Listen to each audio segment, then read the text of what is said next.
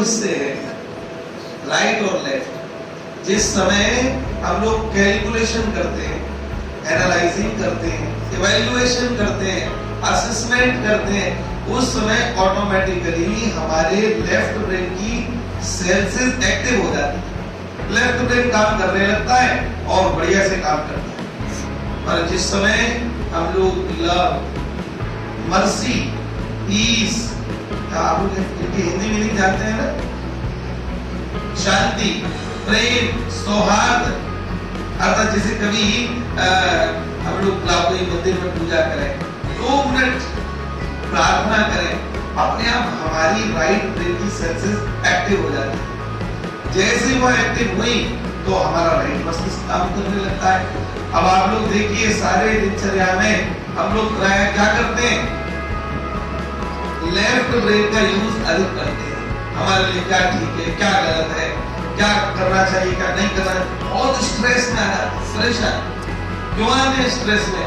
क्योंकि left brain का use बहुत हो गया, राइट को छेड़ा ही नहीं, समय ही नहीं मिला उसको कुछ छेड़ने का।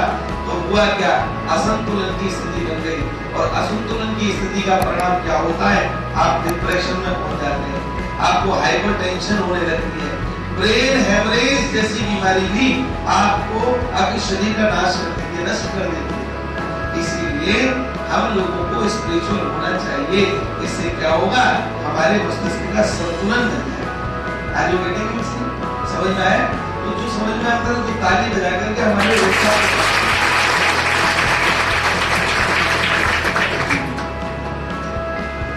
राघवेंद्र भैया को इस माइक का अभ्यास है।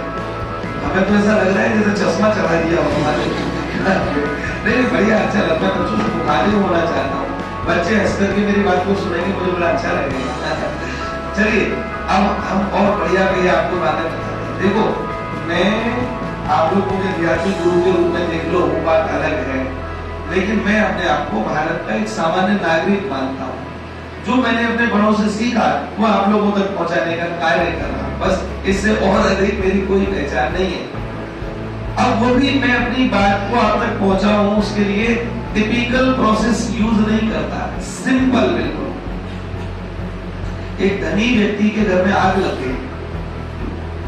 अब जब आग लगी तो धनी व्यक्ति तो बाहर निकल आया, कुछ बच्चे जो अंदर खेल रहे थे कमरे में, वो वहीं के वहीं अटके रह गए। अब आग की लपटें इतनी तेज होने लगी कि वो अंदर नहीं घुस सकता था, तो दूर से आवाज लगने लगा, बच्चों बाहर आओ, बच्चों आ जाओ, कहीं बाहर आओ, बाहर आओ, इशारा कर रहा है। बच्चे अपने खेल में मस्त हैं। उसने कहा अरे बालक सुन नहीं रहे, तो फिर दूसरा उपाय उसने किया, आग तुमको जला देगी, बाहर निकलो, जल्दी बाहर आ जाओ।